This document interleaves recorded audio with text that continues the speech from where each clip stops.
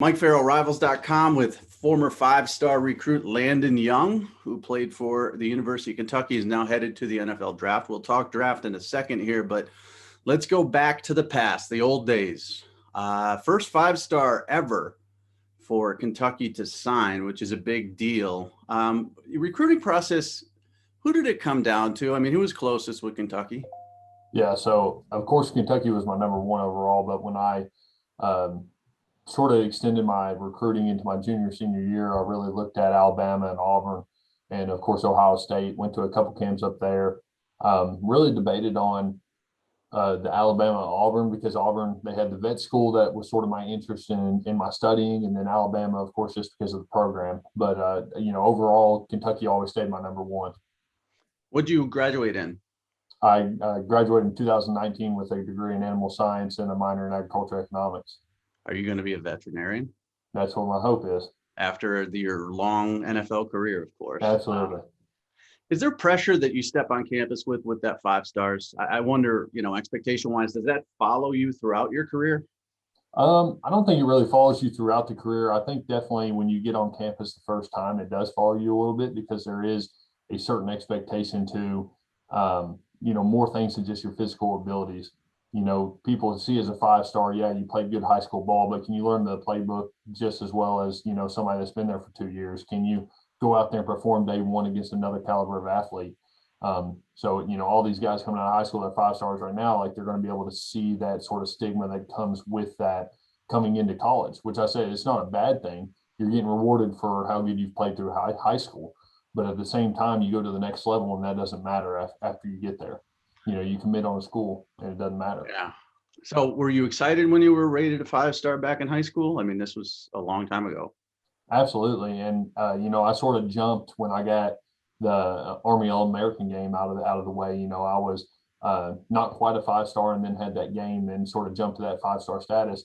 And it definitely excited me in high school. And, I always wanted to prove the caliber and the type player I was. And I wanted to, not necessarily wanted the recognition for it, but got the recognition for it.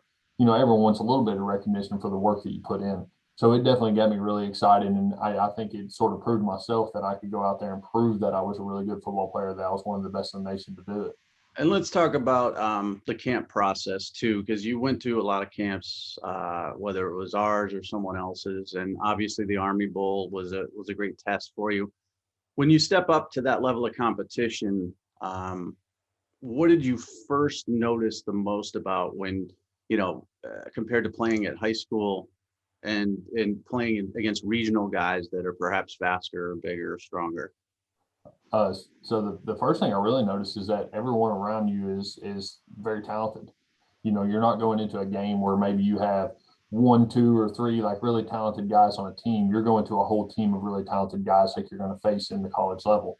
So going to these camps and doing one-on-ones, doing whatever drills we were doing, you realize that as much of a freak as you thought you were, there's other freaks out there that are just as good as you. And so that was like my first initial thing. And then second off was just seeing, and learning about like the different guys and their recruiting process, sort of how they sort of attack the recruiting process in the camp series the way they did rather than the way I did. And do you remember anybody in particular at the Army Bowl that gave you trouble? So I actually played against Jonathan Cooper, the Ohio State DN, during the Army game. And he was somebody that definitely tested me throughout the game. This was the same year that we had Derek Brown. He was on the team against us. Ben Cleveland was an offensive guard on the other team as well. Like we had a bunch of guys that are coming out in this draft class in that game. And but Jonathan Cooper was one guy that really challenged me through that game and someone that I faced in previous camps. So we had a couple of times that we had gone against each other, but really have a true test when we put pads on. And he was a smaller speed rushing guy at a high school. So, those are the guys that probably gave you the most trouble early in your career at Kentucky as well, right? Mm-hmm. Yeah, absolutely. Guys that could bend and get off the ball really, really quick. So Kentucky, you play as a true freshman. Expectations are out there. You obviously have a very good career at Kentucky. 2020, did you ever think about not coming back? I definitely had that sort of thought process going to, whether to decide to come back or whether to decide to go ahead and go. My biggest decision maker was, me sitting out in redshirt in my 2018 season. That was sort of like my kick in the butt to stay home. And the NFL coaches, all the guys at the next level, they wanted to see a work of art. They want to see you from your freshman year to your senior year and continue to improve and what you can do with that. So having that sort of break in the middle of the career sort of broke up that monotony of that whole piece of work of art. And so they wanted me to come off that injury, be able to come back and say, hey, look, I can play at a high level. My knee's not an issue anymore. It's not going to be an issue in the future. But it was definitely a long, drawn out process of thinking, do I go ahead and go now or do I stay another year? Yeah, and you had a great season. Do you think it's the injury that the thing is questioning, most scouts or GMs or because you were all SEC, which is very hard to do. I mean, there's only two offensive tackles that the coaches name off all SEC. Second team all SEC Associated Press. PFF had you graded out very, very well. All of it is there, size and ability to be considered, a day one or day two guy. But most of what I've seen is day three, fourth round, third rounds. Do you think it's the injury? I think that definitely had a little something to do with it. I don't think it is as much, especially after pro day now. I think something that limited me was sort of the offensive scheme we ran at Kentucky. And, where we lost quarterbacks, where we had a mainly inside zone team, we ran that 95% of the time. And we got dang good at it, but we weren't able to get out in space. We weren't able to show athleticism. We didn't pass set a lot, in which the NFL is a passing league. Right. So if you can't pass that against some of the best in the nation and do it and show that you can, that interest is going to be lost there a little bit. I definitely think there's been chances that I've shown that I can do it. It's just not the repetitions that the NFL wants to see in that. Yeah, and obviously you had some injury issues where you got a wide receiver, Lynn Bowden, playing quarterback for a full season, and Terry Wilson's a scrambling type of quarterback and all that stuff too. So do you think no combine hurts too? Because they were, they would have been able to check you out medically, but also they would have gotten to see you a lot more in pass sets against some of these elite rushers. I definitely think that it hurt a little bit just because of the fact of not just that, but they get a chance for you to compete and work out in front of them twice instead of once. So a lot of these guys, they were like, we watched your tape, we've seen your size, we get the numbers, but we don't get the sheer like justification of how big you are, your frame, or where we think you could really fit on an offensive line, whether it be guard, right tackle, left tackle, or even center. And so having two chances for them to evaluate by sight, it would be really, really important. And that's why I think that it hurt so much that we didn't have the combine. And they want to see that competition. They want to see your work ethic. They want to see if you're going to push yourself through those drills and how well you're going to be able to perform pushing yourself through all those drills. What rounds are you hearing? So I haven't heard anything exactly yet. I've, pre-season, I was hearing mid-round guy.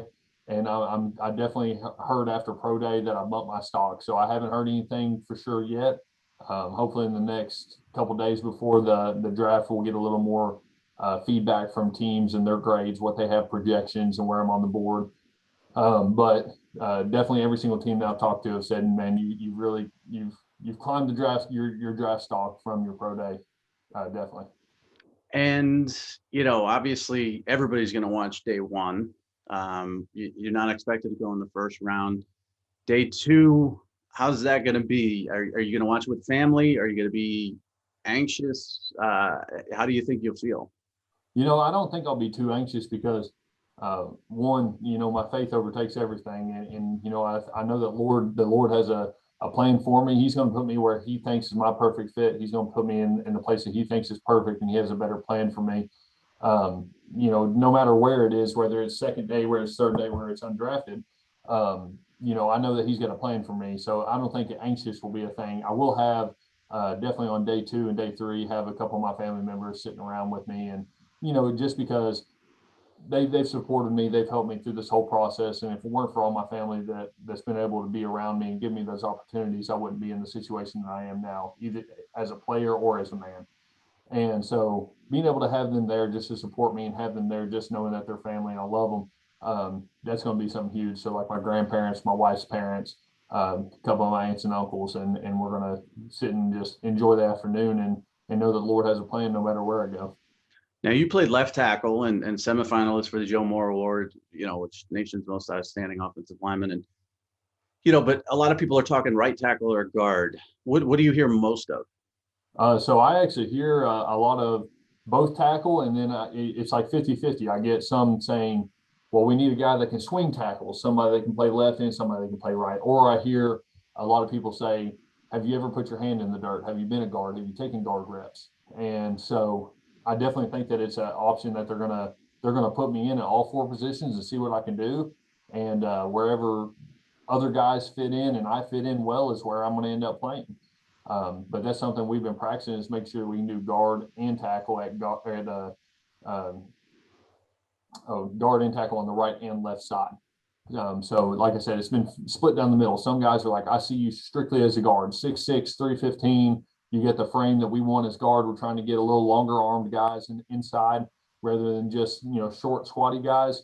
And then some of them say, man, you're a prototypical tackle. We want you at the tackle depth. We want you to be able to go in there and compete for a tackle position.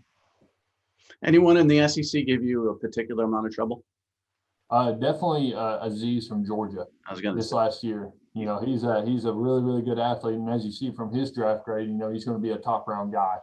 And but someone that was just not just very detail oriented, but is a freak ass athlete along with that detail orientation. So, really good with his hands, could bend around the quarter, could fire off that ball, especially in a 2-minute situation when you know what it is. He was crowding that line, and his first 3 steps were just crazy back there. I mean, he was gaining 3-4 yards on his first 3 steps. And you chose Kentucky at a time when Kentucky wasn't really, they were recruiting well under Mark Stoops, but it's not like they were beating the world. And you won 20 SEC games. You won 37 games in a 5-season span, which is the most since the 1950s and all that stuff. What made you believe, and what's different about Mark Stoops that makes him the guy for Kentucky? You definitely got to trust the process. And, we had a couple of the pieces of the puzzle there before me and Drake were. That's why I always tell people, I said, this class can't take 100% of the credit for what we've done at UK. I said, there was guys before like Mike Edwards, Josh Allen, that were there and had the ability, had the talent, had the work ethic to do it, but needed a whole class to come in there and build together. It's so hard to turn a team around when you only got maybe a handful or 2 handfuls of guys that have that mentality. But when you get in there and you have guys that have the talent to be able to play as freshmen or young in their career, and they all have that mentality, everyone can grow off of it.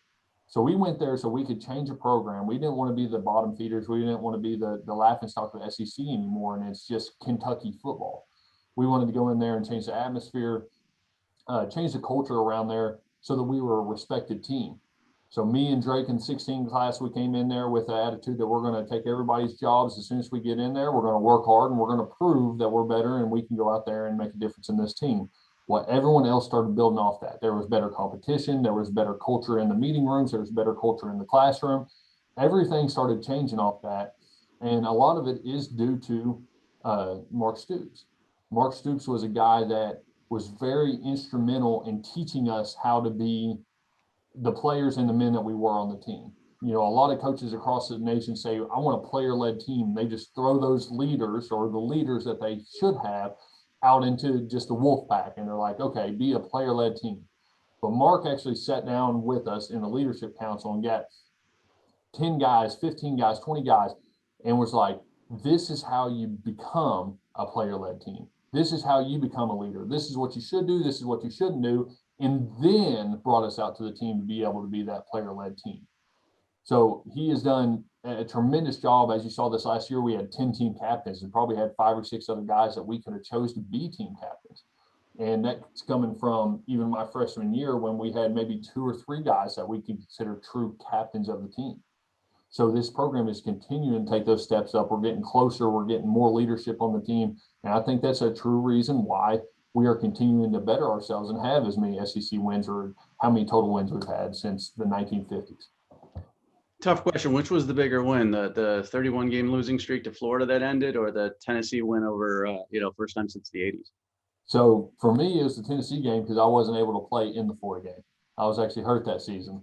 So I was sitting there with my ice or my knee iced up and rooting for the guys, but being able to actually be out there and giving Coach Sorman that game ball after that game for breaking that long losing streak in the Swamp or in the Neyland Stadium, that was an amazing feeling for me. And finally knowing that one of those sort of check marks that we had when we came to UK about being able to change some of these things, break the streaks, be a winning football team. I was able to check that one off right there and, get to enjoy it with Coach Sorman and some of his last days with us.